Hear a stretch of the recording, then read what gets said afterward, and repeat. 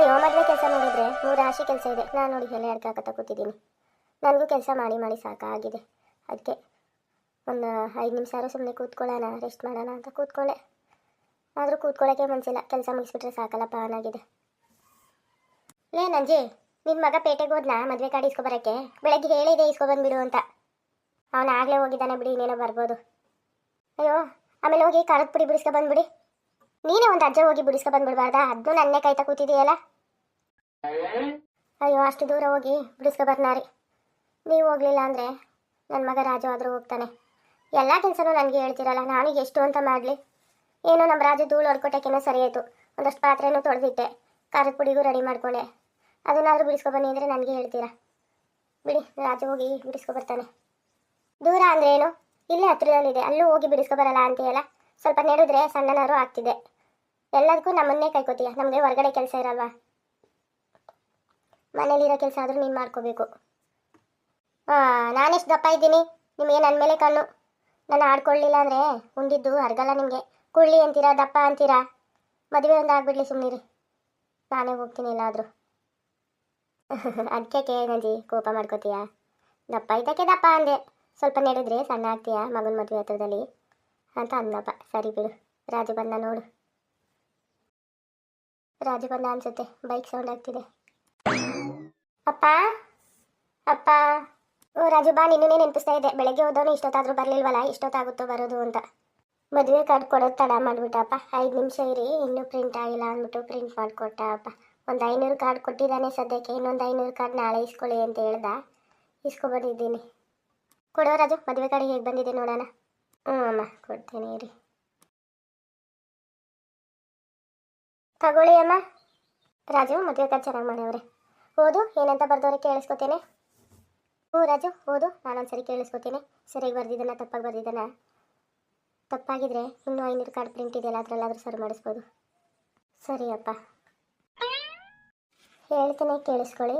ಸ್ತಂಭ ಮುಹೂರ್ತ 9/5/2025 ಭಾನುವಾರ ಬೆಳಗ್ಗೆ 7:30ರಿಂದ 8:30 ತಾರಾ ಮುಹೂರ್ತ 10/5/2025 ಸೋಮವಾರ ಬೆಳಗ್ಗೆ 9:35ರಿಂದ 10:35 ಲಗ್ನ ಮೇಷ. ಸ್ಥಳ ವರನ ಸ್ವಗೃಹ. ಪರತಕ್ಷತೆ ಮಧ್ಯಾಹ್ನ 12:30 ಗಂಟೆಗೆ.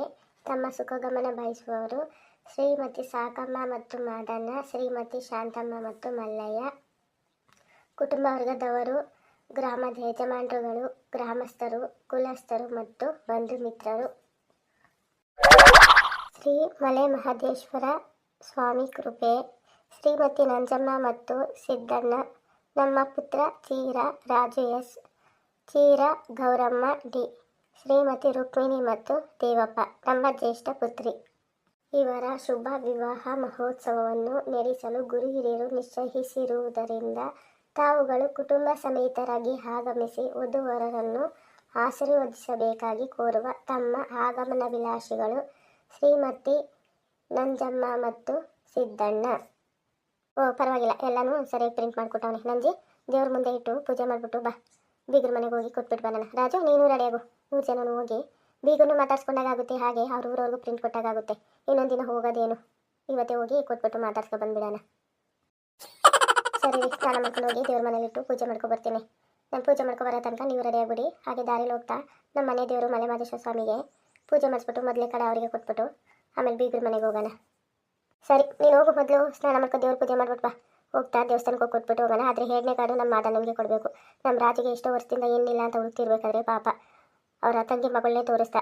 ಮೊದಲೇ ಕಾರ್ಡೇ ಕೊಡಬೇಕಾಗಿತ್ತು, ಆದರೆ ಮೊದಲೇ ಕಾರ್ಡು ದೇವರಿಗೆ ಕೊಟ್ಬಿಡೋಣ. 2ನೇ ಕಾರ್ಡು ನಮ್ಮ ಮಾದಣ್ಣನ ಕೊಟ್ಬಿಟ್ಟು ಹಾಗೆ ಬೀಗರ ಮನೆಗೆ ಹೋಗೋಣ. ರಾಜು ತಗೋಪ್ಪ, ದೇವ್ರ ಮನೇಲಿ ಇಟ್ಬಿಡು. ನಾನು ಸ್ನಾನ ಮಾಡ್ಕೊಬಂದು ದೀಪ ಹಚ್ಚಿ ಪೂಜೆ ಮಾಡ್ತೇನೆ. ಆಮೇಲೆ ನೀನು ಸ್ನಾನ ಮಾಡ್ಕೊಂಡು ಕೈ ಮುಕ್ಕೊಂಡು ಹೋಗೋಣ, ಎಲ್ಲ ಒಳ್ಳೇದಾಗಲಿ ಅಂತ. ಸರಿ, ನೀವಿಬ್ಬರು ರೆಡಿ ಆಗ್ತೀರಿ. ನಾನು ಹೋಗಿ ಮಾದಣ್ಣನ ನೋಡ್ಕೊಂಡು ಬಂದುಬಿಡ್ತೇನೆ. ಹಾಗೆ ಪೂಜೆ ಮಾಡಿಸ್ಕೊಂಡು ಬೀಗರ ಮನೆಗೆ ಹೋಗಿದ್ದು ಬಂದುಬಿಡೋಣ.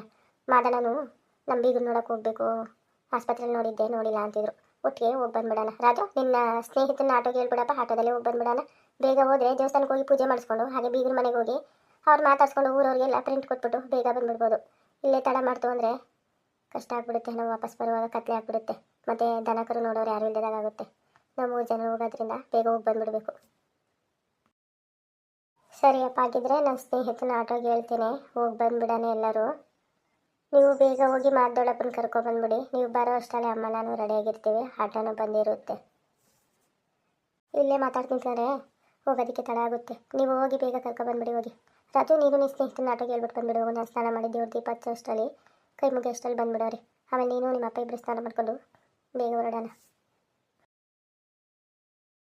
ಅಮ್ಮ, ನೀವು ಸ್ನಾನ ಮಾಡಿಕೊಂಡು ಪೂಜೆ ಮಾಡ್ತೀರಿ, ನಾನು ಅಷ್ಟರಲ್ಲಿ ಬಂದುಬಿಡ್ತೀನಿ ಬೇಗ.